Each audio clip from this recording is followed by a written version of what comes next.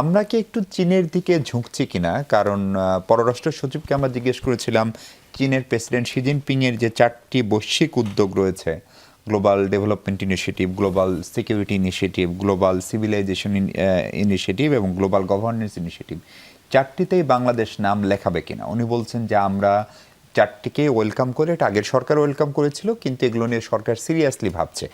এখন মার্কিন যুক্তরাষ্ট্র বলি বা কোয়াডের সদস্যভুক্ত রাষ্ট্রগুলো বলি, তাদের জন্য তাদের আপনার বিআরআই নিয়ে আগে থেকে এক ধরনের রিজার্ভেশন ছিল ইন্দো প্যাসিফিকের বিপরীতে। ফলে এখন যদি এই গ্লোবাল সিকিউরিটি ইনিশিয়েটিভ বা এগুলোতে আমরা যদি যুক্ত হয়ে যাই, সেটা আমাদের জন্য লাভজনক হবে কিনা, এবং সরকারের যে পলিসি সবার আগে বাংলাদেশ যেটি বলে তারা ক্ষমতায় এসছে, সেটি অক্ষুণ্ণ রাখতে পারবো কিনা। আপনি প্রথমে যে প্রশ্নটা করেছিলেন সেটা হলো যে আমরা আসলে চীনের দিকে ঝুঁকছি কিনা। এটাকে দেখা যেতে পারে আমরা চীনের দিকে ঝুঁকছি, নানান রকমভাবে ব্যাখ্যা করা যেতে পারে।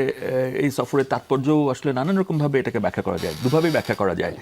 চীনের দিকে যদি আমরা ঝুঁকছি বলে কেউ মনেও করে থাকেন, আমি মনে করি এটা অস্বাভাবিক না। এই কারণে যে খুবই স্বাভাবিক, এই বৈশ্বিক পরিস্থিতিতে আমাদের জন্য এবং এই আঞ্চলিক এবং জাতীয় পরিস্থিতিতে আপনি দেখেন 4 মাস হলো সরকার ক্ষমতায় এসছে এবং সরকার সবচেয়ে বড় যে চ্যালেঞ্জের সম্মুখীন হয়েছে সেটা হলো অর্থনৈতিক অভ্যন্তরীণ চ্যালেঞ্জ। হ্যাঁ, তো এবং বহির্বিশ্বের চ্যালেঞ্জ তো রয়েছেই। এবং এই ক্ষেত্রে চীন আমাদের জন্য একটা ভালো সহযোগী রাষ্ট্র হতে পারে, চীনের সাথে আমাদের একটা টাইম টেস্টেড ফ্রেন্ডশিপ আছে দীর্ঘদিন ধরে, এবং চীনের কাছ থেকে আমাদের পাওয়ারও অনেক কিছু আছে। আপনি দেখবেন যে সরকার এসেই এই নতুন প্রধানমন্ত্রী যে ফরেন পলিসি ফ্রেমওয়ার্ক ঘোষণা করেছেন, যে আসবার আগেই বলেছিলেন বাংলাদেশ ফার্স্ট হবে তার পলিসি, সেখানে জাতীয় স্বার্থকে উনি প্রাধান্য দিচ্ছেন। যে আমাদের আগে যে একটা প্রথাগত, এটা আসলে প্রথাগত না, এক ধরনের একটা, আমি বলবো যে 17 বছর এক ধরনের একটা আমি বলবো যে অস্বাভাবিক একটা ফরেন পলিসি আমরা পারসিউ করেছি, সেটা এক্সারসাইজ করেছি, সেটা খুবই সেটা এখন টিকবে না। সেটা যে একটা রাষ্ট্রকেন্দ্রিক ফরেন পলিসি, এখন আমরা মাল্টি ডিরেকশনাল ডিপ্লোমেসি করব, এবং সেখানে চীন খুবই গুরুত্বপূর্ণ একটা রাষ্ট্র হিসেবে, সহযোগী রাষ্ট্র হিসেবে কাজ করবে। এবং চীনকে যে টাইম টেস্টেড ফ্রেন্ড বলি, এটা খুবই ইন্টারেস্টিং। আপনি দেখবেন যে সবসময় কোন রেজিম বাংলাদেশে ক্ষমতা আসলো তার উপর নির্ভর করে ভারতের সাথে সম্পর্ক কী হবে। কিন্তু চীন কিন্তু ইরেসপেক্টিভ অফ এনি গভর্নমেন্ট, আপনি দেখেন 75 সালে কূটনৈতিক সম্পর্ক স্থাপন হওয়া থেকে শুরু করে আজ পর্যন্ত তারা কিন্তু কাউকে ছেড়ে যায়নি, সবার সাথে, এমনকি শেখ হাসিনা সরকারের সাথে তারা খুব ভালো সম্পর্ক মেনটেন করে গেছে। এখন আপনার প্রশ্নের যে দ্বিতীয় অংশ, সেটা হলো যে গ্লোবাল যে ইনিশিয়েটিভসগুলো, শি জিনপিংয়ের যে প্রোগ্রামসগুলো, দেখেন আপনি যদি ভালো করে দেখেন তাহলে দেখবেন এই যে আমরা শুধু একটার কথা এবার বলেছি, সম্ভবত ডেভেলপমেন্টাল ইনিশিয়েটিভ আমরা যোগ দেব।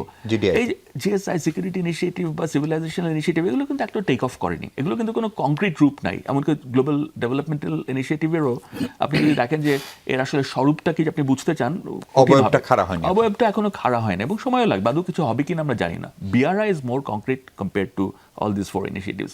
কাজে আমি মনে করি এখানে যোগ দেয় কোনো ক্ষতি নাই আমাদের দিক থেকে, লাভ কিছু নাই, কিন্তু ক্ষতি নাই এই কারণে যে এটা একটা মেসেজ দিবে।